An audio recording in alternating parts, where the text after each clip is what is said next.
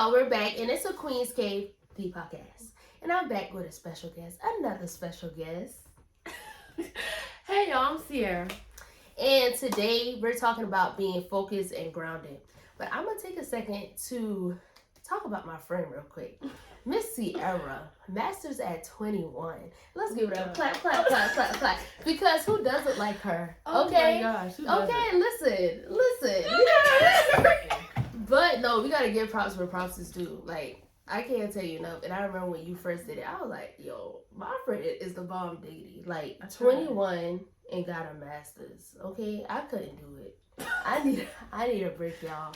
But yeah, like, I'm very proud of you. And I told you over and over and over when it happened. Because that's so hard to do. Like, what was that? How was that whole process? Because you graduated, then you came back home and you did it online, right? Yeah. So how was that whole process? Just like making sure you stay grounded and making sure you stay focused, even though you still move back home.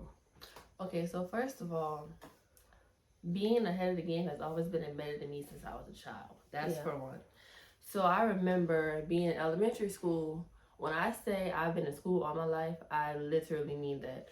It's like books from Walmart that has little grade levels on it. Mm-hmm. So when I was in 3rd grade, I was doing 4th grade work. 4th grade, I was doing 5th grade work. Okay. And so forth. That's my family. So that's how they made sure that I stayed ahead of the game. Mm-hmm. Of course, I had people helping me because I didn't know how to do 5th grade work and 4th grade. Mm-hmm. But that pretty much stuck with me, you know. Then high school came around. I left Timberland my sophomore year. Went to the middle college my junior and senior year, and I had like 2 classes left in high school. And then the rest of my junior year, all of my senior year, I was taking nothing but college classes. And really and truly, if you ask me, Trident was more hard than Claflin. Really? Yes. Why? And then, well, let me say this. I'm not, how can I say this? I'm actually smart. I am smart. But my junior year, I got my first F, and I thought my life was over. And that was in biology. Like that. That was in biology because I was definitely one of those, I got a 90 on my test type of student. Yeah. Because the one that get on everybody. Yeah. Like, girl, you passed. What is you complaining about? I didn't like that. Like, I was always an A student. Mm-hmm. From time to time, I had a B's. But, you know, for the most part, I was all A's. Mm-hmm. And then when I went to Trident, that was the teacher's fault because... Not you blame the teacher. It is the teacher. It was definitely her because...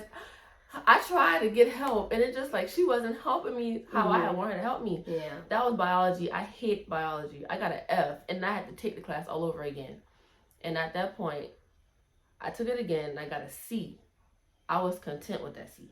Okay. I didn't like it because I don't do nothing less than a B. So I'm like, you know, it is what it is. I was content with that C. I got the class, and I was like, this it? Like, then I changed my major. So I was business at Trident, and I went to criminal justice at Claflin, and I had a minor in psychology because those two go hand in hand. Yeah. But, yeah.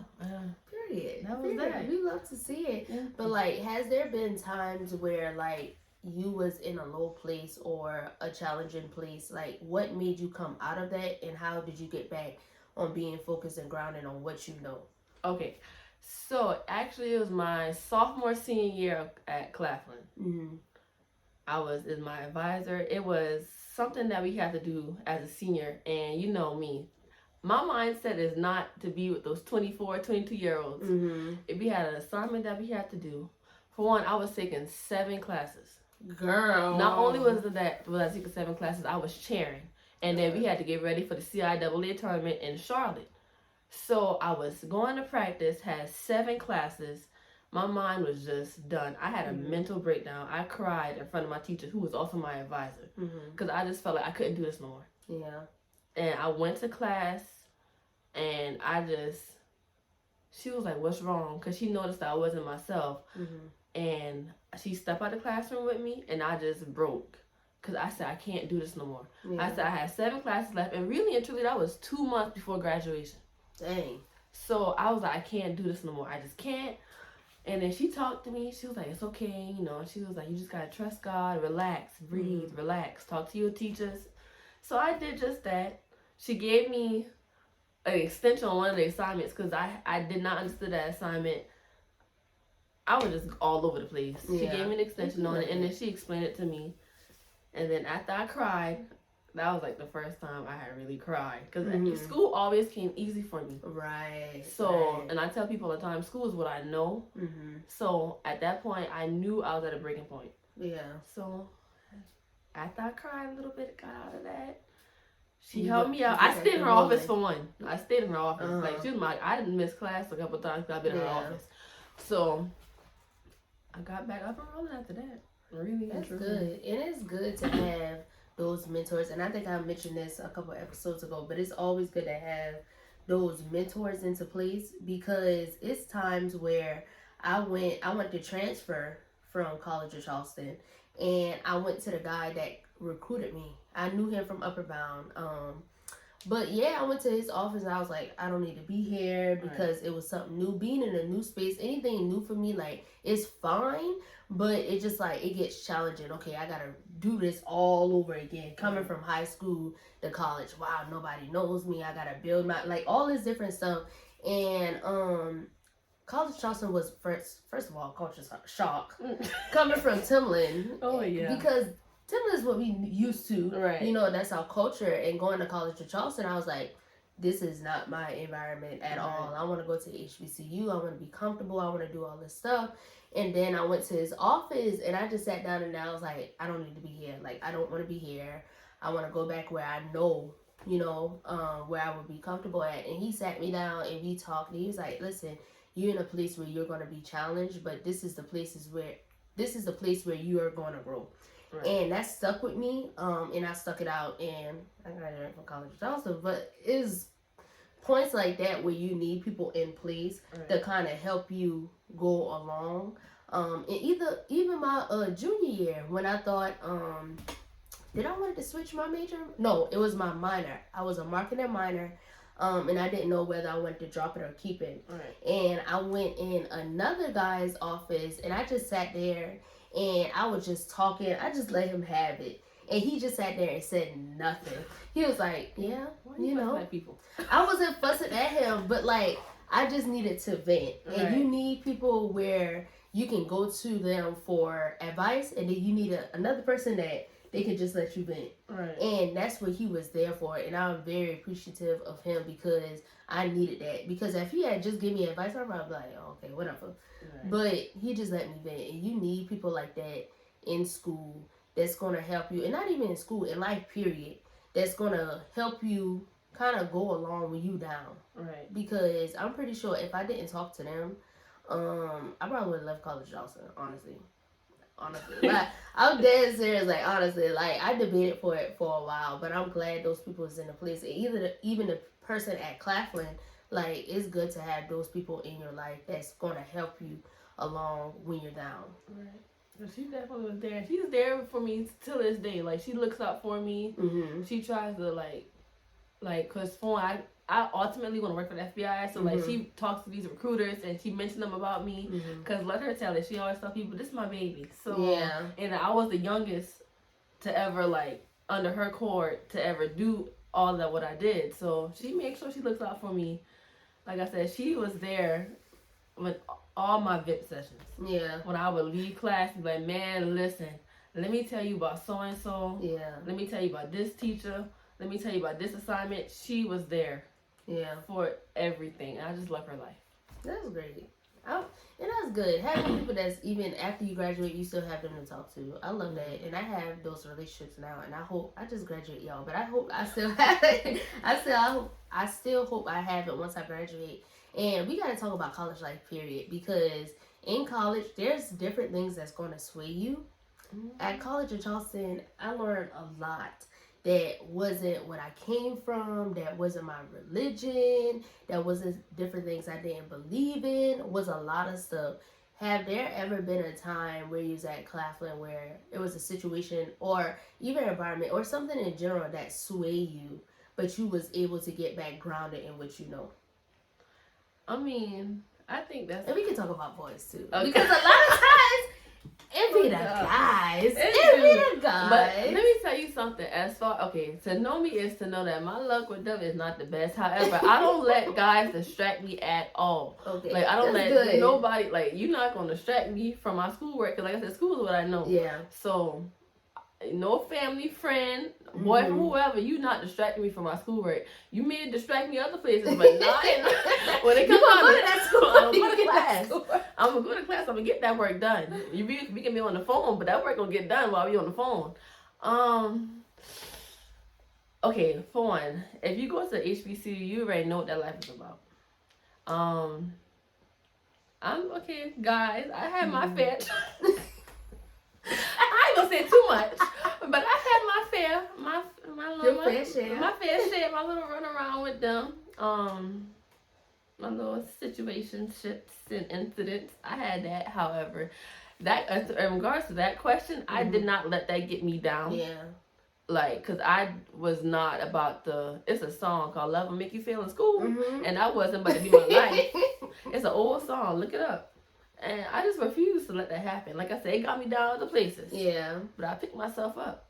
Because I don't care. No dude. Yeah. I don't care who you is. Yeah. You is not about to get me off track. I'll accept other stuff. But I'll take part in the other off-track stuff. But education, no. So I can't really answer that question. Because was it other things that kind of sway you? To like do other stuff that's not comfortable for me? Sure. Yeah. Okay, let me tell you this. Okay, so when I went to Claflin, I tried to find me. Okay. So my first experience at Claflin, I ran for Miss Freshman. That's not my thing. I'm not into no royalty, none of that stuff. But I did it to get my name out there. Chairing was what I know, because I left Timberland chair to go to Claflin chair. And then you meet all these different people. Yeah. And then I'm not the party person. To know my family is to know we don't get down like that. So we the complete opposite. My family, we don't it's some of us who get down like that, but for the most part, the people that I be around, we don't get down like that. Yeah. So I try to change a little bit of myself. Like I try to adapt to, the environment. To the environment, but I just saw that was not working out for me. Yeah. At all. Like I tried, but it just didn't work out. And then for one, how they say every HBCU is in the hood. Yeah. And they're right. And Orangeburg, y'all know Orangeburg. All them doggone parties and everybody getting shot up, and I just was not having that. Yeah. And I didn't have no car. And then you can't trust your life with everybody. You can't. You really can't. And I learned that. So I'm like, I'm not doing that. But I tried. It just didn't work out. So well, in that case, it really didn't sway you. You just kind of put yourself out there to see if that's something that you'll be cool with, but it really didn't sway you, which is good, because a lot of times we go, and a lot of people will go to college, and like you said, they will try to find yourself. But I think for me, what helped me going into college is I always remember what I was taught home. Right. But I was also open to new things. Exactly. So you cannot forget, I don't know where everybody else come from, but the teachings that I got at home is what pulled me through college. Honestly. Definitely. Because you will be faced with a lot of things, and you will be tried a lot of times. And you got to remember what mom and daddy taught you, what grandma and grandma and grandpa taught you. And even I think nothing swayed me, but I have been tried to where it would be new Ricari, and I know that's not me. Right. I that's not me. Right. That's not Carrie at all. I done did things. I'm this is not Sierra. Yeah. Yeah. But a lot of times, I think because of how I was raised, and because of how much lessons my parents embedded in me, I remember those things. And even though sometimes I would be tempted to do things or tempted to do certain stuff, I know that's not me. I remember the voice in the back of my head. Even though I'm free to do what I want, and going into college, you will learn that you're actually an adult. High school and college is totally different. I know for me, I had the freedom in high school to kind of go to parties. I had to take my brother with me. You gotta take Regis with you. But I had to take my brother with me. But I had freedom. My dad always say, you have the freedom to do what's right. And I always remember that. So in high school, I wasn't on lockdown. I got to do what I want. I had freedom and stuff. But college is a whole nother thing. Yeah, you're free. You're free. Some was free till they were fools. So you was free to try new things, to to learn new things. And that's another thing. You will learn a lot, but you cannot be swayed from what you learn from home. Right. Like, that's what grounded me. My religion, my parents, the lessons I learned, is what's helped me stay grounded. Focus is another thing, because sometimes I wasn't focused. I ain't gonna lie, I wasn't focused in college, and I think what helped me is remembering once again what I got from home. I think that's the biggest thing, just remembering what they embedded in me. And I think a lot has to play into your childhood and what you got from home. Right, and I can vouch for that, because like I said, I had the freedom I did have the freedom, and just that I didn't take my freedom too much, if that makes sense. Like, even y'all know, they call me scary. I was like, I don't want to do it. So when I went to school, I was still scared. Because one, nobody know, I call my mama for every single thing. I be on the phone every day with my mama. Like, mama after class, what you doing? Like, that was comforting for me. Yeah. So I still had that scary trait when I was in school, to where I didn't want to do so much. However, I still did it. But it's because, like she said, what I was taught when I was home. And you really see how a lot of people weren't taught what you were taught. At all. Because, like, girl, back, I was freshman, foreign, a lot of girls didn't know how to wash clothes. Yeah, like, they would be like, how you wash this? How you work this? I'm like, how you mean? I don't know how to iron. Iron? Girl! You don't have an iron? Like, you don't have an iron? My mama do this. I'm like, ooh, okay. But, yeah. A lot of that comes from knowing what you were taught. That stuck with me. I'm still kind of scary to this day, but I'm more open. I ain't I ain't as scary as I was back in the day. Because they know. I'm more experimental now. Yeah. Not too much. Not too much. That's okay. We can change it up for the camera. But I am a little bit more experimental than I used to be, because I was definitely the scary friend. Yeah. I didn't want to do anything. I was scared even as much as, Sierra, just say you going this place with me. And my friends know I can't lie to save myself. I tell them myself all the time. Yeah. I be like, okay, well, that was a fail. But that's good though. Like, you, even though like we try to push you sometimes. Yeah. Like, you knew who you were. Like, you know how much you can give and take. Right. Like, you know what I'm saying? Like, it was never to where, I'm gonna change myself up for it. No. You always knew who you were and how much you was gonna go, how far you was gonna go, and how far you weren't gonna go. Right. And you always vocalize that. And that's another thing. When it comes to being grounded and being focused, you gotta know who you are. Definitely. And you got to stay true to who you are, because once again, it's a lot of things, and it's going to be a lot of distractions. It's going to be a lot of people, even people you love. That's another topic. Even people you love and care for that's in your environment, that you got to be like, nah, I'm good on that. Right. You know, and that's you staying grounded to what you know, and you staying focused. And speaking on people in your environment, sometimes you got to let stuff go, and you got to let people go. And I talk about this all the time. It's so hard doing that, especially when it's people you love and care for.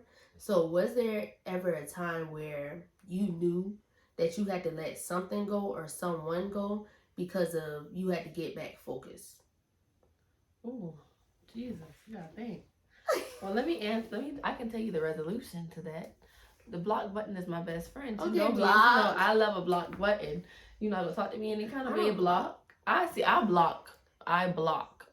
Listen, you do me wrong, block. Because I don't got time. No, protect my peace at all costs. Okay, protect I'll block your off peace. everything. Now, as far as letting something or letting somebody go, not while I was in school. Because like I said,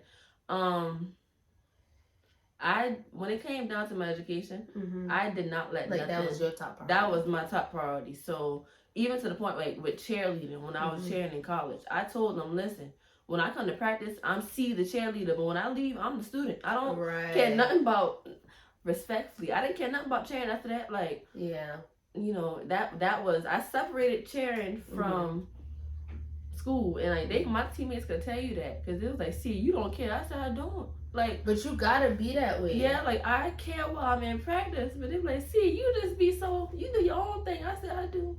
Because once I had leave cheerleading practice, I was no longer That's see the it. cheerleader. Yeah. I would see the college student. So I didn't let nothing or nobody really knock me off my grind. Because like I said, I just couldn't do it. Yeah, but you gotta prioritize, and that's what you did. Yeah. Like, and a lot of people don't know how to do that. I have a problem with prioritizing certain stuff. Like, especially, like I told y'all last episode, I be trying to do everything. I have a go-getter mindset.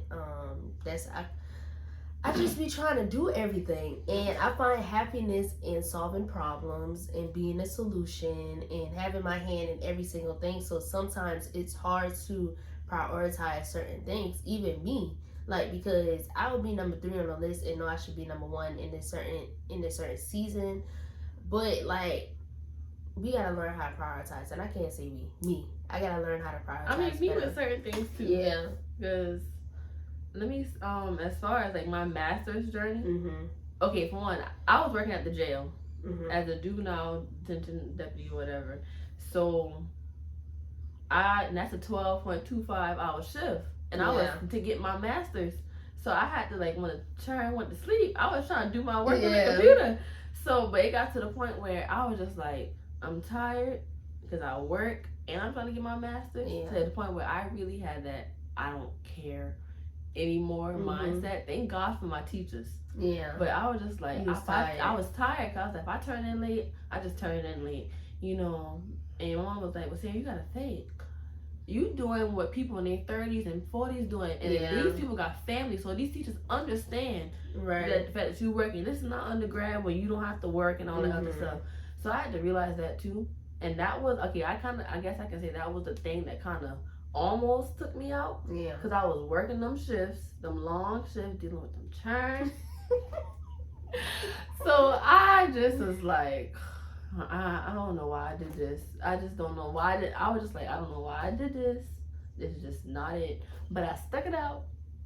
And I got it done.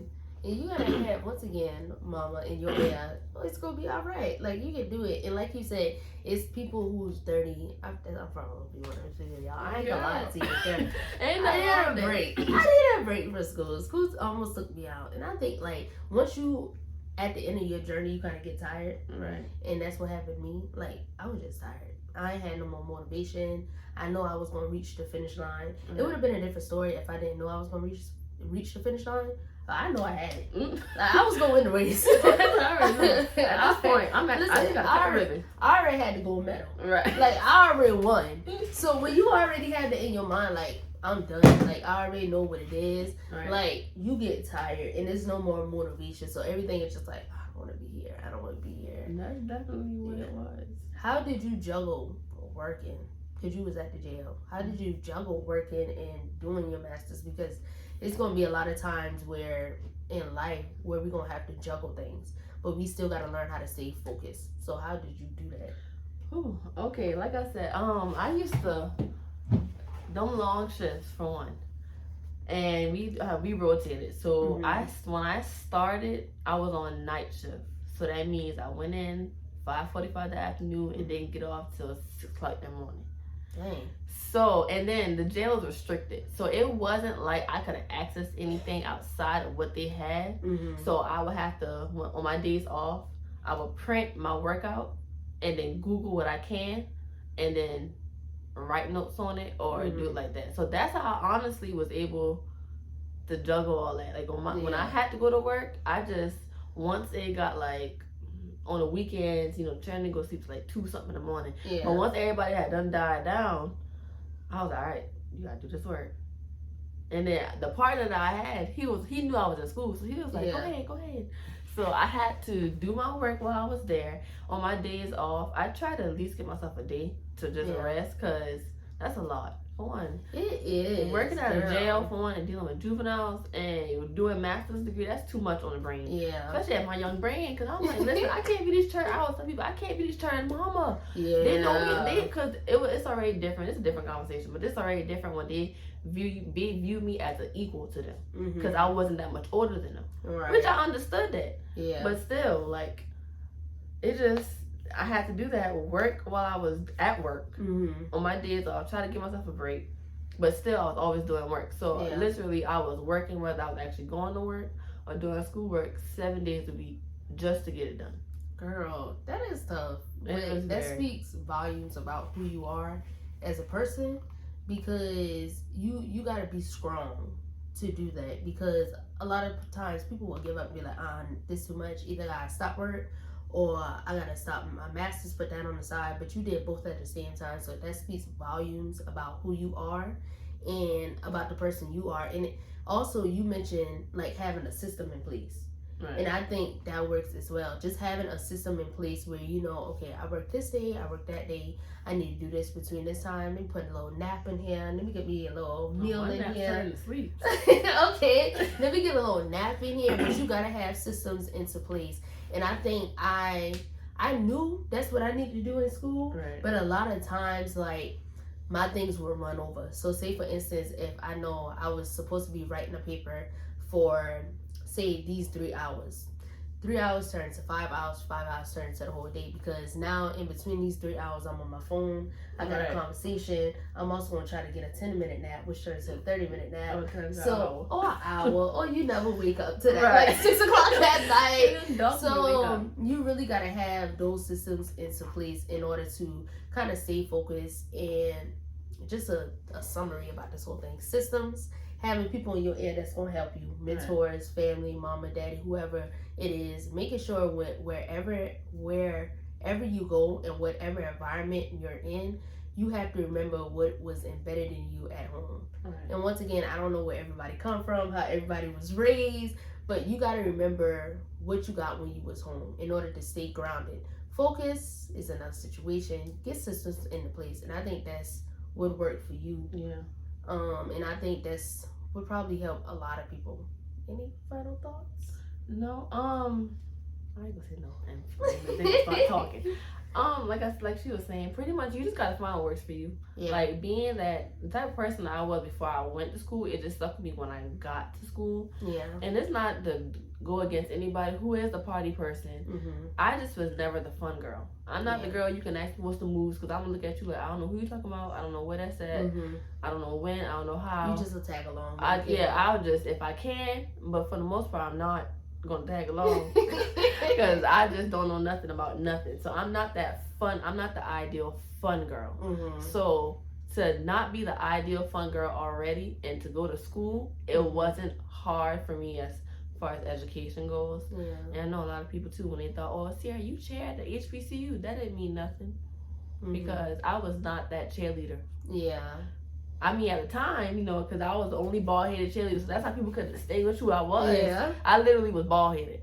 So, other than that, they was like, oh, I know you know all the people. No, I did not. I knew nobody. People would say, you stay true to who you were, like, literally. And a lot of people can't do that. No, I don't fake the funk for nobody. You can't. You really can't. You really? You really can't. And you just see a lot of people... all of a sudden graduate high school and all this new person. It's like, yes. Which you're supposed to change. Yeah. You're supposed to grow, but a whole new person, that's not you. That's not who you are. That's different. It's different when you change and you're growing for the better than you turn into this complete different person. That's just like, okay. So, but I never was, the Sierra that you had in elementary school, grew into middle school, high school, and college, and that's the Sierra y'all always gonna get. I love that. Come on, CC, with the masters at 21. Don't forget it, okay? At all. But that's it. Yeah, guys. Thank you for tuning in once again. I'm going to have a new one next Sunday. Y'all come back, okay? And then y'all put in the comments what y'all want to hear, what y'all want to talk about. I want y'all to engage as much as we talking. We just don't want to be talking to ourselves, okay? We want this to help you. So if you didn't watch the other episodes, go back and do that, okay? Don't play yourself. Go back and watch those other episodes. Don't play yourself. Don't do that. Take the Lord with you. Take the Lord with you. And all that you do. Yes, that's a word. We gotta come back and talk about that. All right. Peace, y'all.